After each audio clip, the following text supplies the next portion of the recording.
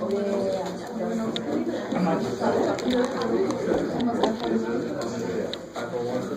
right.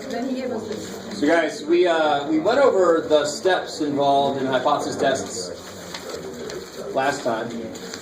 Today I just want to go over another problem and introduce a couple of new ideas. And then I'm going to show you some stuff, some research that other people did. There was a question the other day that I couldn't answer fully yet at the time. Somebody asked me, will alpha always be given? So today we're going to talk about what happens in the real world a little bit more.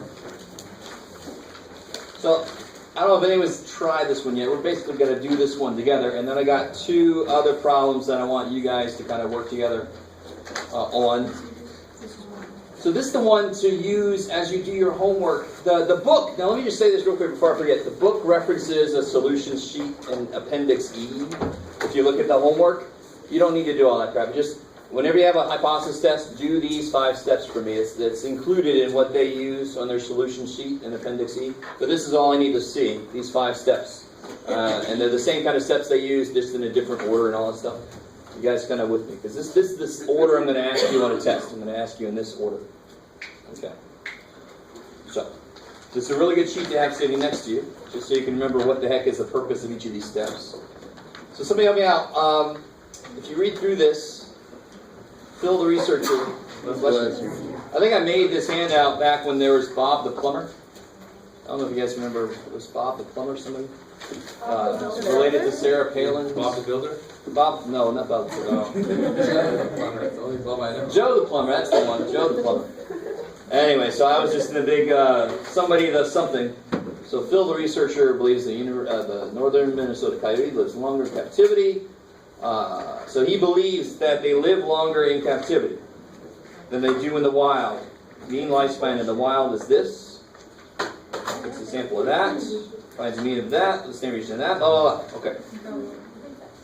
So the most important first step is what the hell is the claim? Because that's going to set up my hypotheses, right? So what is the claim here? So yeah, you can say it in English, that the coyotes live longer in captivity than they do in the wild. Now, how do you say that in just pure symbols? You said X is greater than... No X. Yes, we think the average lifespan, so mu is bigger than 7.25 years. 7.25, I love it. So I want to point out, see this 8.45 years? That has nothing to do with the claim directly. That's how I'm going to test the claim. So don't put the sample information in too early. The first place the sample information comes in is step 4. That's when we make our Z star, right? Wait, which one? So 8.45 years is a mean, but it's the sample mean. It has nothing to do with the claim. The claim has to be that it's really greater or less or something. That sample mean is how I'm going to test the claim. So don't put that number into the claim. Now who remembers, how do I tell, what's the next step now that I got my claim written down? Mu is greater or equal to? You have to figure out which one to go in your alternate. So where does this one go, this statement? Where does it go, HO or H1? H1. Because it doesn't have... The equal sign. Doesn't have an equal sign. Remember here, I've got a little note here. The null must have the equal sign. The alternate has strictly not equal to, right? Less, greater, or not equal to. So this is going to be the H1. What's the HO going to be? It's going to be the opposite, which is what? less than or equal to? Kick your ass. No C shit.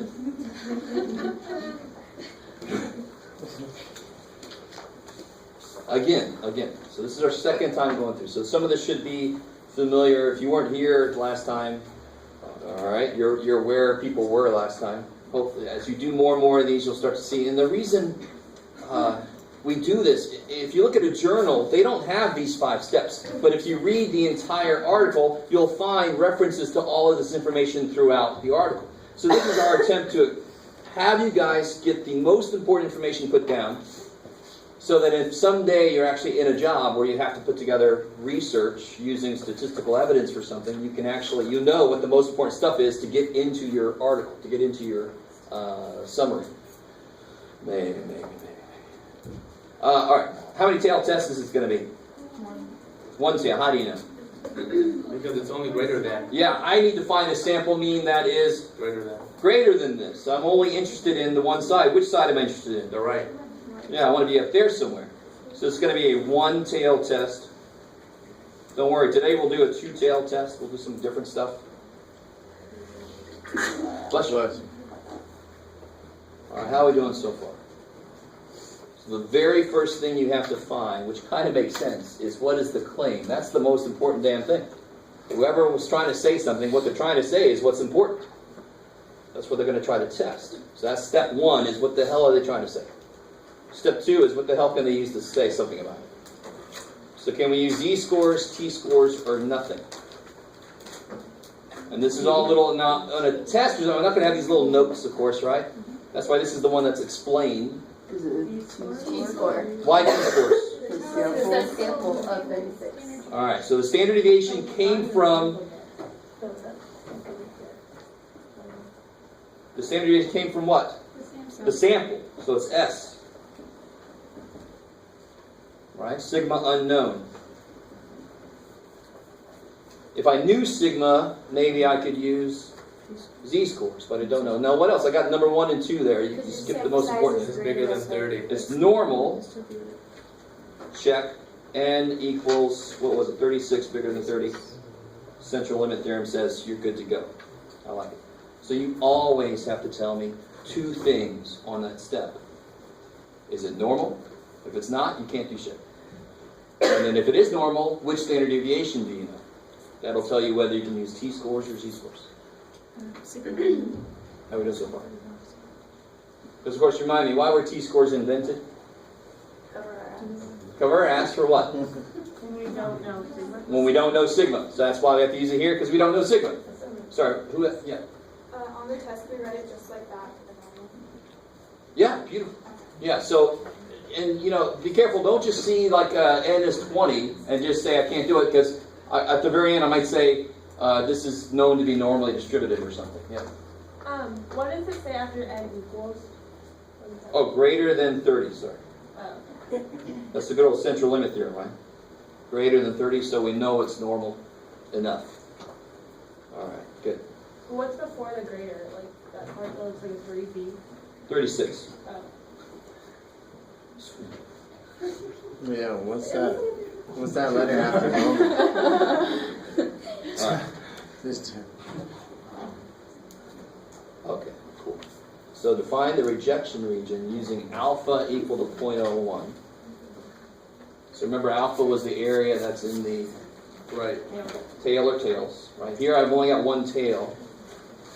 And where is the tail? Right. So there's 0.01.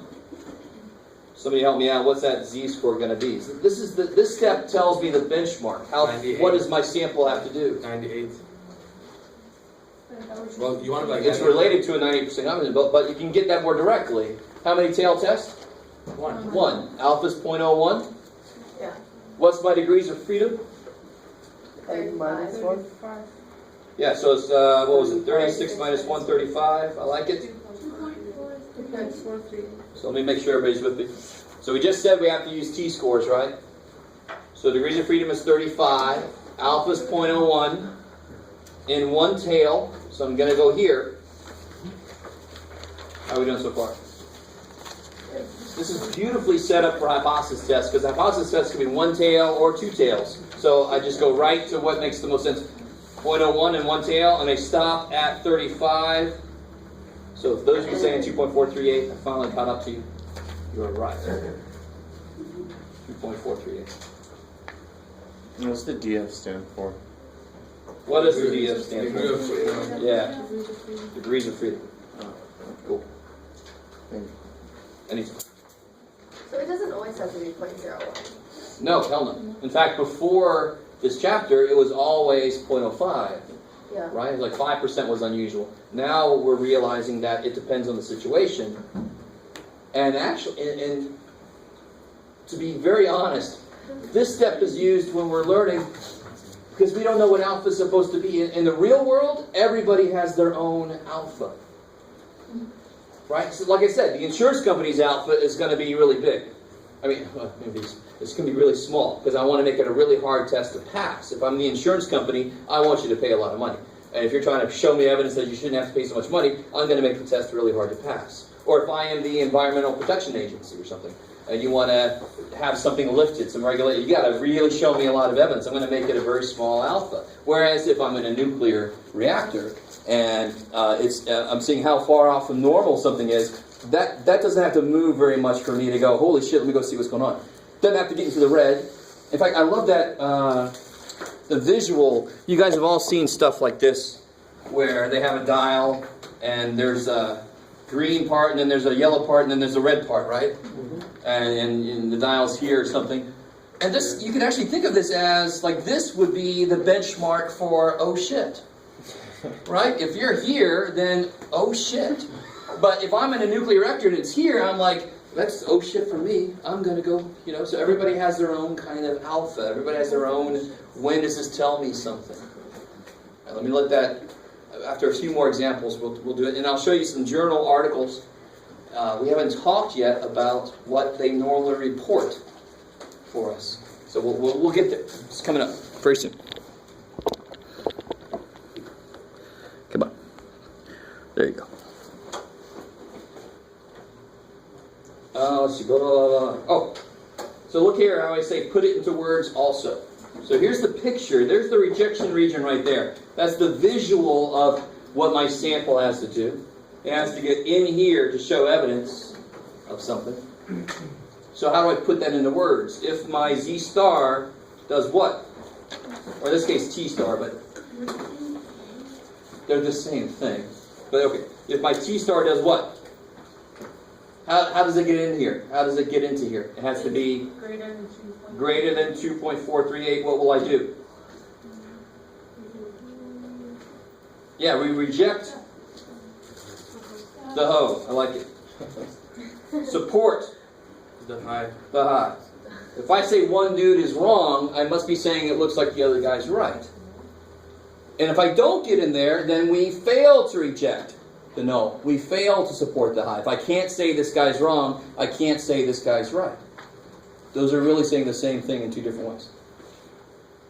So the whole idea, this is the whole idea of a hypothesis test. If I do get a sample, so assuming that they actually have the same average, captivity and in the wild, assuming it's the same average, if my sample's up here, I'm like, that is so unlikely to happen if that is the real middle, that can't be the real middle.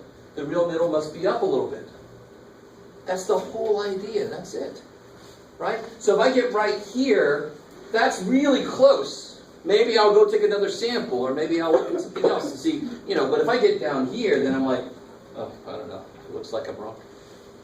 You guys see what I'm saying? I mean, that's the idea. That's the whole idea here, is to set up this benchmark. My sample has to get that far, at least that far, and then we see how far does our sample get. So, what's our sample information? What do we know about our sample? X bar, what's the sample mean? 8.45, I love it. Sample standard deviation. 2.83.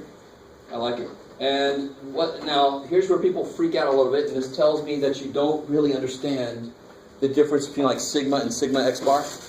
And if you have S, you still need to make S sub X bar, you still need to take S divided by the square root of N. Because when you divide by the square root of N, you are making a standard deviation that works for groups. So I know that's a sample standard deviation, but that is a group, that is a standard deviation for individual coyotes.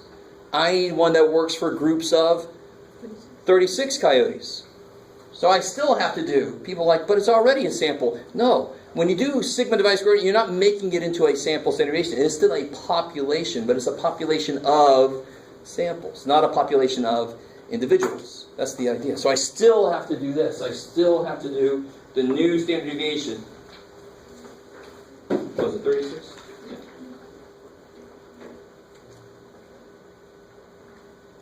Because the idea here is not population sample. The idea here is individuals versus group. I need the group standard deviation, so I have to create that. And whatever the hell you get there. 0.471. Okay. So now I have all the information I need Yes? If it's 0.4716, should be 0.741 and 0.7. 0.4716, is that what it is? It's, So it'll be it's two, one right? six, 472? so it should be two. Okay. Wait, for those, you have to go out 3 decimal places. Standard deviation always, at least, I forget. I understand, but always at least three places. Which one's 4? Probabilities because they come in 4s on the chart. Oh. Blah, blah. So when in doubt, go out a couple more places than you think and you'll be fine. If you go out a few more places, I can't complain. You're just making it a little more precise. You with me? Just don't go out like 8. That's a little overkill, right? Okay. So we got some new stuff in here if you read through this, like finding some weird thing called the p-value, right? Which is not some kind of related to a drug test or something. How do I make a z-score now? How do I make my z-star? This formula actually never changes. What's our findings? What did we find from the sample? 8.45. I want to see how far that is away from this, right? This is what we always assume. Assuming this is the real middle. If I get a sample so far away from it, then that actually means it can't be the real middle. And we've heard that before. Oh yeah, assuming that's right. Look over there. Look what that guy just did. Oh my God. I mean, we see this kind of thing all the time in real life. Assuming you're right, look what just happened. So you're wrong. So assuming it's in the middle. So we're assuming that 7.25 is the actual middle. And we want to show that our sample data was so far away from that can't be the middle. And then divide by what? 0.4. Yeah, that's the whole reason we did this. I want to divide by the correct standard deviation. So divide by the standard deviation for a group of coyotes. 2.54?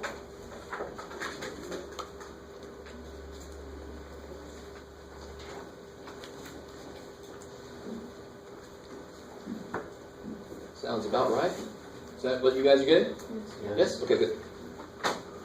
Now, let me see what order I want to do this in. Can you tell me, just right now we can get the answer to this, right? We can totally get the answer to this. Did we find enough evidence or not? Did we get far enough away or not? How far away did we have to get to show evidence? 438. How far away did we get? 2.54. So I really get this down. So I'm saying, okay, assuming the middle is that. That's right where the middle is. If I take a sample, that would be so unlikely to get. And what defines unlikely? In this case, 2.438. Anything past that is really unlikely, right? If I get a sample that's so unlikely, given that that's the middle, then that cannot be the middle. The middle must be actually higher. So that's evidence for our alternative, which says the mean is more than this. Right? Which So- is, right? Well, there's evidence that it is. Is there a chance that we're wrong? Hell yeah. Can somebody tell me the chance that we're wrong? Believe it or not, it's on the paper. Yes, there's a 1% chance we're wrong. Right? So either it's the 1% of the time that a sample would be up there, or the middle's in the wrong place. So what's more likely? The middle's in the wrong freaking place. Right? So this group of coyotes that's in captivity, I've found evidence to say, yes, it does look like they live longer. Is the average age of group of coyotes in captivity then 8.45? Is that the average age? Where did this 8.45 come from? A sample. Shit. So a sample can't say what the mean is, but a sample can all day long show evidence that the mean is not something else. It doesn't look like it's 7.25. If that was the actual mean, that should have been a lot closer to this. Hopeful. Yes? How we know it's 1 or 2 tail test? And you'll see. We'll do an example of a 2-tail test. And 1-tail tests are always really easy to tell. The key word in this problem was I thought they lived longer. So that's one direction, right? Not the group, right? Or I think it's decreased, or we think it's gotten hot more. If I say the claim is I think it is 4, what's the opposite of that? not 4. That's 2 tails. How do you not be 4? It can be bigger or smaller than 4. That would be a 2-tail test. Or we feel that it has changed from before. Changed, which direction? It didn't say, so you have to go both ways. Either way would be evidence that it's changed. Right? So a 1-tail test is always going to be in your face. It's got to use words like, we feel it's decreased, we feel it's gone up, we feel, or something like that. 2-tail test kind of hides. You don't see words like that, so you're like, oh, that must be a 2-tail test. But we'll do a 2-tail test problem here. Alright, so you understand, we got the answer right now, right? What's the answer? Just a real brief. 2. We do what? We accept it. We never accept anything, unfortunately. We reject them. Yeah, we reject the null. We support the high. The alternate. Alright, now, here's the complete picture though. Before I get too far away from this number, can somebody tell me, let me draw this a little, let me draw this somewhere else here. Alright, here is our 2.438. This is not a very difficult question, but let me see if somebody can get it. What's the area and the tail of that? 0.01. I like it. I'm just remembering now that I changed this to a t-score, so this is not going to be easy for us to do. But if I could find the area in our z-star, 2.54, the area in that tail would be the p-value. So the area that the alpha is related to is the benchmark z-score, the 2.438. In this case, it's t-score center. But the p-value would be the area of our z-score, the area in the tail of our z-score. That's all it is. That's the p-value. That's the probability that that sample would have happened on its own, just randomly. And it's going to be a very small probability. It's less than 1%. How do I know that? Because the tail that it makes is smaller, right? So there's less stuff in there. So it's definitely less than 1% chance. Okay. So we'll do one here. I changed this a bit too much so that I can't find it on this one, but we'll do one in a minute. I have to have real z-scores to find it, because the t-score chart's not detailed enough. So we got the answer. Oh wait, that's supposed to be a T asterisk? Yeah, I'm going to use both, because to be honest, z-score and t-score are the same damn thing. They really are. They mean the same thing. It's just the t-scores are a little bigger than the z-scores, so we wanted to call them something different. But they represent the exact same idea, a distance, right? So that's what I love about this. What's at the heart of a hypothesis test? I want to show that a sample is so far away from a supposed middle that can't be the right middle. How do I measure distance in statistics? Z-scores. And if I have S, we call it a t-score, but it's the same. It's still distance. It still represents distance. Do you guys understand? So that's why I don't even. Sometimes I'll say Z, and you're like, "Don't you mean T?" And I'm like, "This is really the same thing." Right? So I have to apologize ahead of time. I'm just going to do that because that's the reality of it. Is they mean the same thing. So you could ask on a test for a Z asterisk. Nor I think my tests I try to do this, and I keep the same template. So I say Z or T just to cover my ass. I'll say find the Z star or T star because I don't want to give anything away. You know what I'm saying? So I'll say find whichever one is appropriate for this problem. Okay, I like it. Maybe.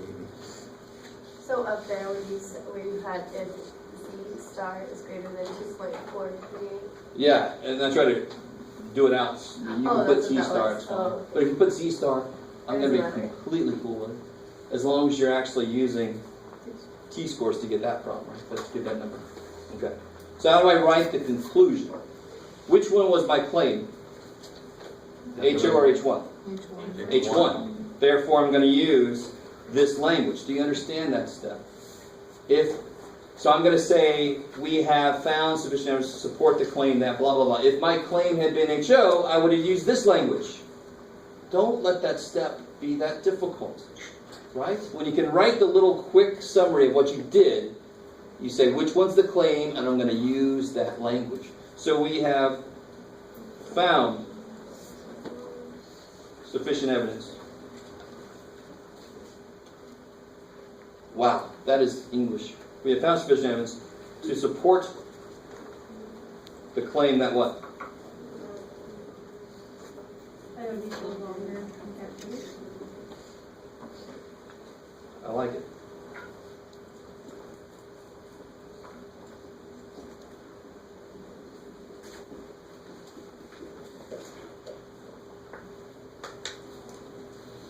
Cool. You don't want us to say like compared to the wild or something like that. It's kind of inherent in the statement, right? Live longer in captivity compared to not captivity. Yeah. Okay. I like it. All right. And how we know whether to use Z or T score is based on the standard deviation. As always. Which standard deviation do you know? So if it says like population, or if it doesn't, then we just use T score. Yeah. See, this one didn't say, right? Yeah. But he took a sample of 36 and finds. Oh, so these things came from the sample, right? So you got to. I'm not going to use the letter S. I'm not going to say sample. You just got to realize that it came from a sample, so it's S. So I have to use a T score. Yeah. Good. Just like on the quiz. Yes. And the last Oh, sorry. part, oh, sorry. Good. And the last part, do you want us to also put the U is greater than 7.25, or is that just like an extra thing? If you didn't put that, I'd be okay. And actually, the more English you use here, the better it is, because this is the part where you're trying to connect what you found mathematically with what it means in the real world. So you don't even have to put that. That was just my math part just coming out. Is it hard? And to be honest, I should technically say here at the 0.01, because that was alpha, right? And I think I said this before, but here's one last new terminology piece. Level of significance.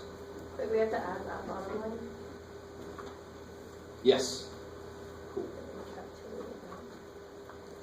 We have found sufficient evidence to support the claim that coyotes live longer in captivity at the 0.01 level of significance.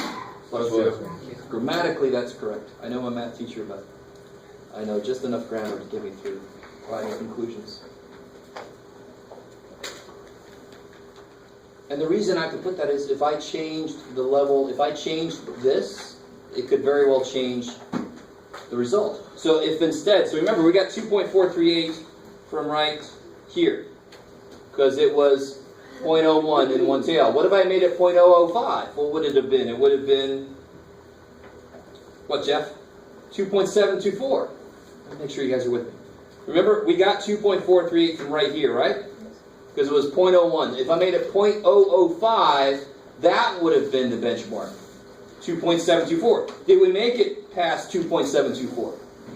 So we would not have found sufficient evidence at the 0.005 level of significance. The reason we call it level of significance is that is a more significant test to pass. So that's why it's called the level of significance. If you pass it at alpha equal 0.5, well shit, that's nothing. That's not significant at all. That's crap. 0.01, now you're talking. That's pretty significant. That's a hard test to pass. Right? Just like this next test will be. No. I wanted to say what I thought you might be thinking. Alright. Okay, so let's try another one. Let me give you guys this here. Let me see, which one do I want to do? Oh, it doesn't matter. Yeah, okay. We'll do the first one of these together, and then I want you guys to do the second one on your own.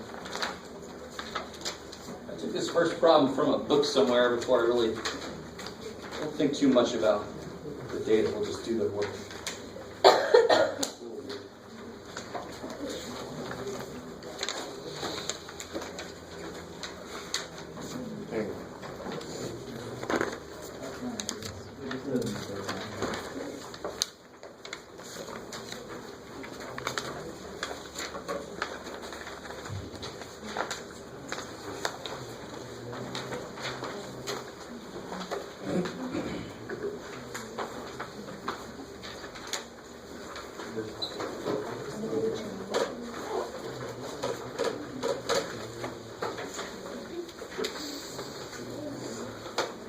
Alright. You want us to work on it alone, Jeff? Or? No, we're going to do the first one together, and the second one you guys are going to do alone. Okay. We've only really done a couple together. Just do one more. So it's the same 5 steps. So in a test, the first hypothesis test, if there's 2, I'll have all the steps, and the second problem I'll say use the same 5 steps. from before. So I'll never leave you hanging. You have to do all 5 steps always, right? But I'll never just leave you without what the 5 steps are. So let's see, the heart rate, healthy lines, 40 beats per minute. Standard deviation of 3.02 beats per minute. Well, let me see. That one's a little bit evil. But we'll see if you guys get it. A heart rate that is too fast or slow can indicate a health problem. That believes lines in a certain part of a preserve might have such a problem. Samples 21 lines and finds a mean of 42.1 beats per minute. And I think this part of the book, it did say it was normal. Assume it's normal. Alright, so. The nice thing is, just like in algebra, this is not a word problem like in algebra, but people have the same problems with this as they did there. They try to jump too far ahead. So you just worry about one thing at a time with a wordy problem. The only thing I'm worried about first is, what the hell is the claim? Because that's going to set up my HO and my H1. A healthy line has 40 beats per minute. True, but what do I think might be true about these lines? He's saying that it says too. It's too fast or too slow. So what is the claim then in Mathish? Well, it's gonna be Mu.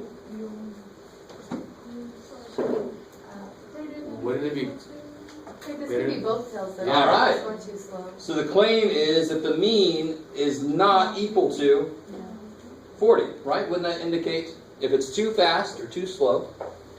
That might mean that there's something wrong with that line, right? So it could be greater than 40 or less than 40. In fact, we used to write this not too long ago. We used to write this instead of not equal to, we used to write it like that. But math people, we don't like multiple symbols in a row. It's like 5 plus negative, so just say 5 minus 7, right? So we said, no, screw that. It means just this. That means the same thing.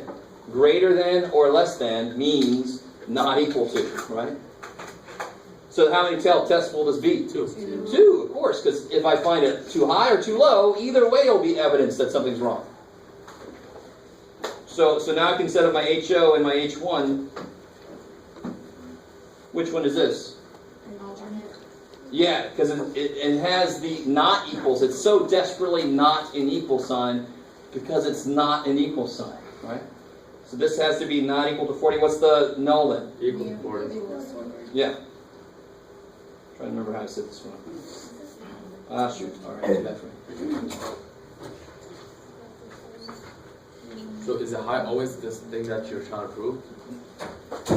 So this is, I should have been more careful when I made these.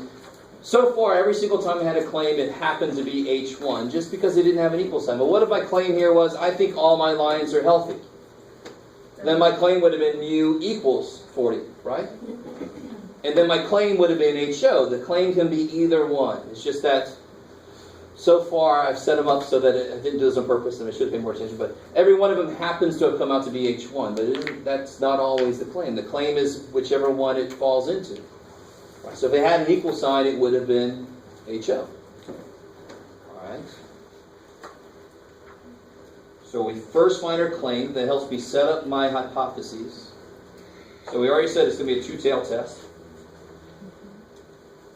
Second step, what am I allowed to use to talk about it? Can I use Z or T or nothing?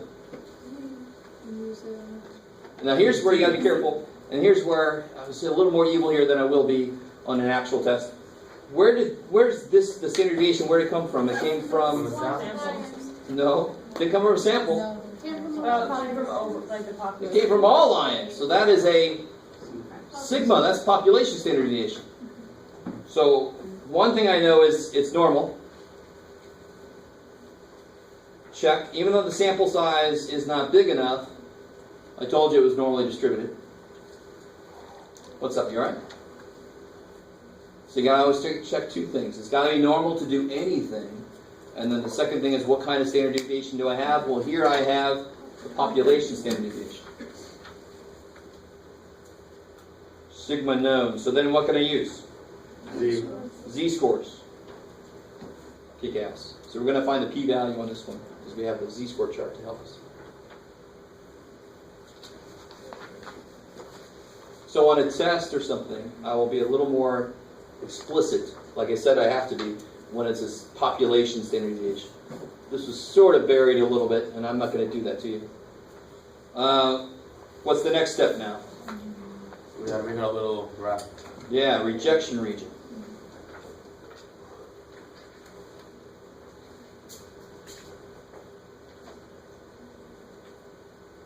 So where's my rejection region? Good, both sides, two-tailed test. So let's see, alpha, I said was 0.10. It's a two-tailed test. So can somebody help me out find the z-scores for that? So hopefully nobody in here is concerned that I suggest you use a t-score chart to find those z-scores. Is it negative 1.645? Could be. Well, it's 1.65. The plus and negative minus, you have to use both because it's a two-tailed test. So if I use the t-chart, what's alpha? 1.10. 0.10. It tells me alpha is 0.10. I want a two-tailed test. So two tails, 0.10, all the way down. Beautiful. How are we doing? Is that decent? That's why this is beautiful to use for hypothesis test, because it has one and two tails in there. Now, if you use your z-score chart, that's cool with me too. Obviously, it's going to give you the right answer. So z-score chart will work for two-tailed tests? Z-score chart will work for any z problem, right? I think I gave all mine away, so I can't show you. Okay, so it's 1.645. So if my sample gets below that or above this,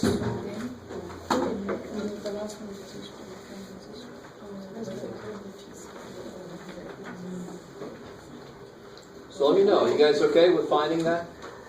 Is everybody cool? No? A little bit? So again, it was, I know it's a two-tailed test. So whatever alpha is, I look it up. It was 0.10. Bam.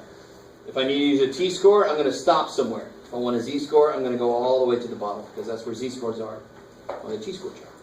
Cool.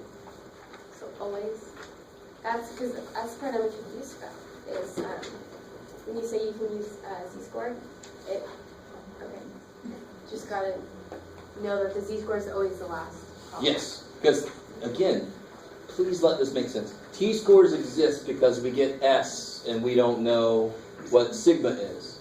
But the bigger my sample gets, the less need I have for a t-score because I'm getting more and more sure about S. If I get a bigger and bigger sample, S is going to get closer and closer to what sigma actually is. Does that make sense? And X bar is going to get closer and closer to what mu actually is if my sample gets bigger and bigger. If I just keep taking more and more people, I should be getting closer to what the population really is. Does that part make sense? Have you guys completely tuned me out now? Oh shit. So what's up? How you guys doing? You alright? What's going on? Yes? So for this problem, it works because it's also the population of all lions. It works to use the t-score. No. Like So at the bottom. these numbers are z-scores, Right, period. like at the bottom of the t-score. Exactly. These numbers are z-scores. Because you'll notice these are all t-scores, right? But as my sample gets bigger, I'm more and more sure about the S I'm finding. It's becoming more closer to sigma. Does that make sense? If I take a larger sample, the sample mean should be closer to the real mean. The sample standard deviation should be closer to the real standard deviation. Does that make sense? Day one, we knew that, right? What's up? So we could highlight the very bottom numbers and put z-score next to them on the paper. Do you mind? Or don't write anything? Don't write anything. Don't. You just got to know it. It's part of this thing. If you understand what t-scores do, then it only makes sense that this will be z-scores down here. Because as my sample gets bigger, does my t-scores job gets less and less important. I don't need it to make my confidence interval larger because I'm more and more sure about the standard deviation that I'm getting. That's why in the extreme, if I get a very large sample, they become the same thing as z-scores. So that's why it's awesome. I can use a t-score chart to look up z-scores. I just have to go to the very bottom And the reason that works is what I just said, right? T-scores exist to cover our ass for not knowing the actual standard deviation, but the larger my sample gets, the smaller my t-scores get until they get to be exactly the same as a z-score. Because in this case, then I'm like, it's got to be the actual sigma because I got a freaking large ass sample. It's got to be the actual sigma. Okay, maybe. You guys all look like I've like, I don't know, put a hole in your ceiling or something. I know it's you. So what's up? If you got a question, I think you're surrounded by people with the same question, so just ask. How we doing? Are you guys decent with that? Finding z-score. You don't have to use the t-score chart. You don't, but I'm trying to get you guys used to it because it's the easiest way to get those. All right, you can use the z-score chart. It'll get you the same thing. Okay. So what does this mean then, what we just did? That if it's above or below. Beautiful. So if my z star is greater than 1.645, or it's less than negative 1.645, what can we do? Support, oh wait, is that what you're talking about? Support the high? Yeah, sure. Reject the ho. Support the high.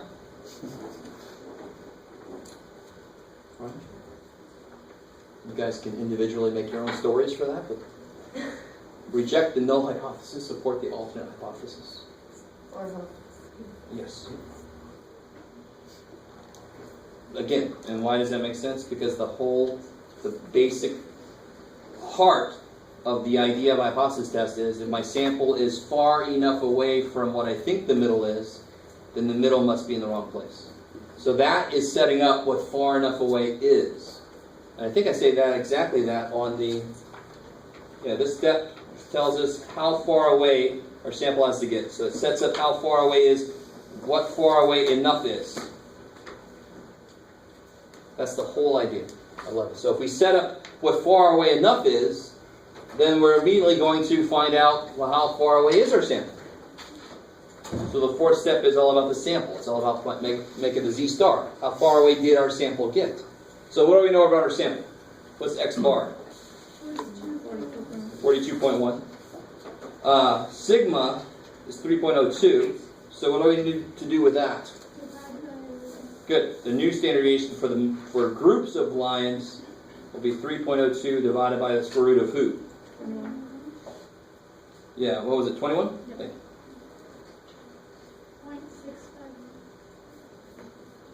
0.659? Okay. You guys get the same thing? Anybody else do that? I have. There's in front of you. Crowdsource.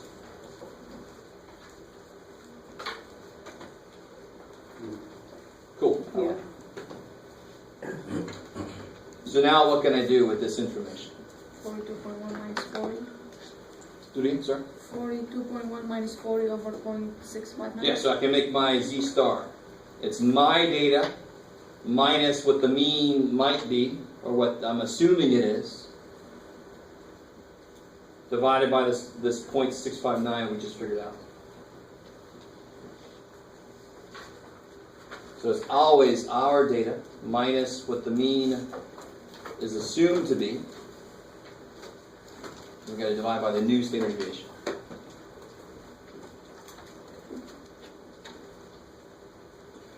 Something. 3.1. 86.87. 3.19? Yeah. So what's the answer? We got 3.19. How far away do we have to get? 1.645. So we are like here, right? Is that cool? So that's the visual. That's why I call it Z star. Where's 3.19 on the picture?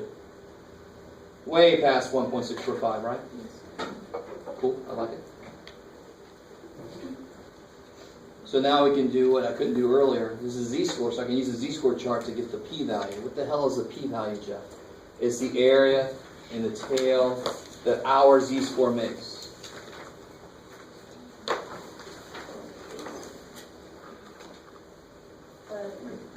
We'll work in the two tails here in a second. So 3.19. Yeah, that's right. I don't have my z-score chart. Is that your area? Right? No, that's your Z. 0.9993. Yeah. No, that's the z-score. That's not the area in the tail, though. That's the area below the z. Where's the tail going to be? All So- the area above that. Point I'll have to write my zero. conclusion somewhere else. But 0, so 0. here's the 1.645. Here's the 3.19. You just found this, but here's the tail. I want to know what the area in the tail is. So 0.0007. Yes, 0.0007.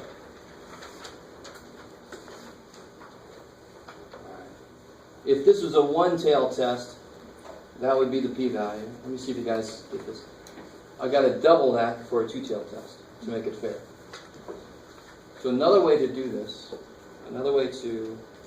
and what actually happens in the real world is the only thing that's reported is the p-value. And every individual person reading the report has their own alpha, has their own level of, well, that's surprising, or that didn't show me anything. Depends on your own personal, whatever the hell's going on with you, right? So since this is a two-tail test, I'm going to double this bad boy to make it fair. So what happened to alpha 0.10? We had to cut it in half for the two tails. So there's really only 0.05 in this tail, right? So just to kind of, we could have cut, let me see if we get this. Stay with me. If we set up a z-score benchmark, and then we get a z-star, let's say up there. Which one is bigger, alpha or the p-value? Which tail is bigger? The tail below this or the tail below this?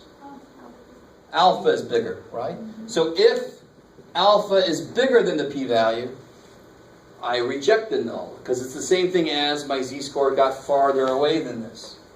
If they were exactly the same distance away, they'd have exactly the same amount of probability in their tail. The tail would be exactly as big. Right? If this gets further away, my z-star got further away, its tail is smaller, so p-value will be less than alpha. So that's a whole other test. So there's what's called the traditional test, which is what we've been doing. We get a z-score, we compare it to the benchmark z-score, right? But this does not exist in a lot of situations in the real world. This doesn't exist. There's no benchmark for everybody. Everybody has their own. So we only report the p-value. But we can still say if the p-value is less than some given significance level, then we can reject the null.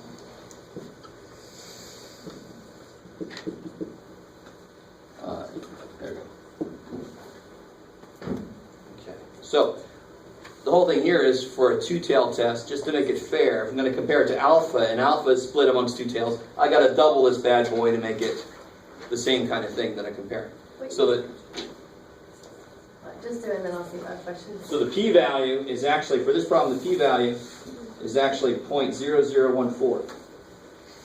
Twice 0.007. What you wrote over there, if alpha is greater than the p-value, you reject the O. Is that true for this problem or for all? Any problem, any hypothesis test, if that's true.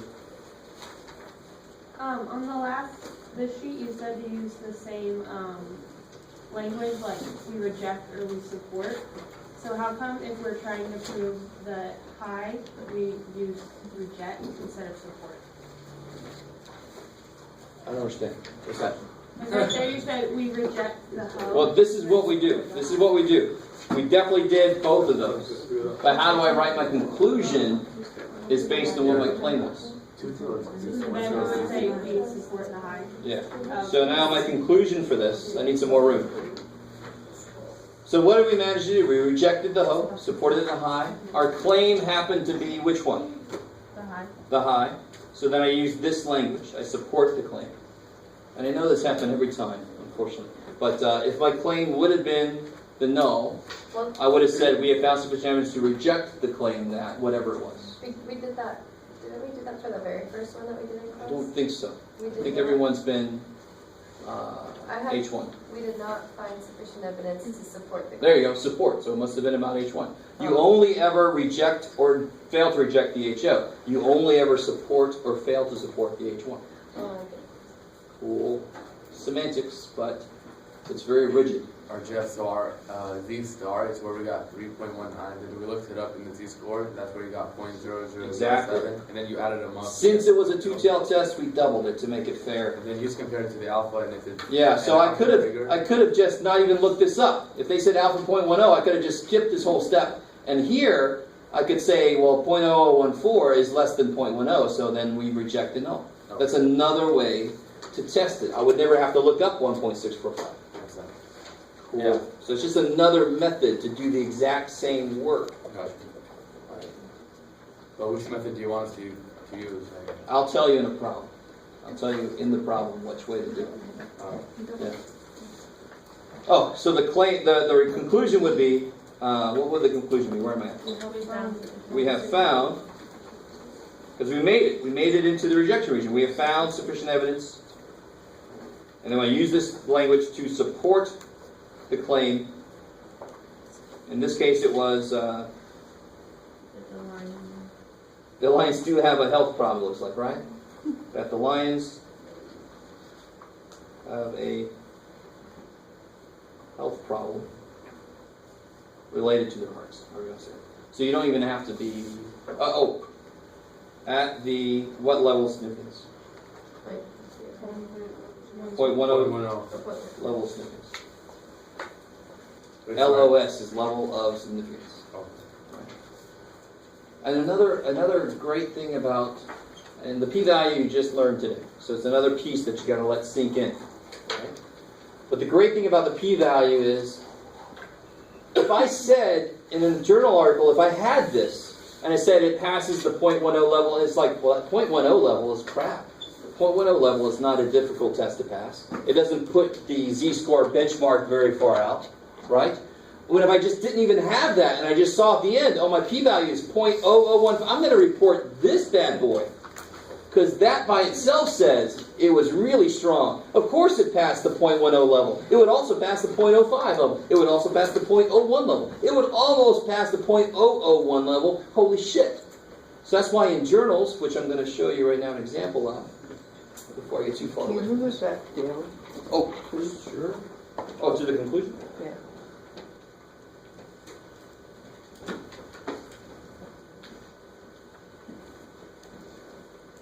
Can you give us a problem where we would, like, get these scored in the whole, or, like, flip it around? Sure. Maybe I can change the second one a little bit.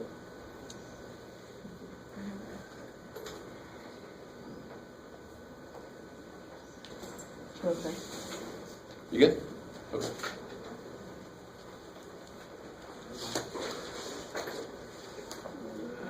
All right. So here's something I just looked up. Something that was done in the last couple days. How marital status affects recovery from surgery. Right? And I'm not married, so I love all these little articles about your life would be so great if you're married. That's good to know. So here's just another thing. If I ever had surgery, it would be better if I was married, apparently. Just one more thing. Let's see. Notice here, we used p less than 0.05 to indicate statistical significance.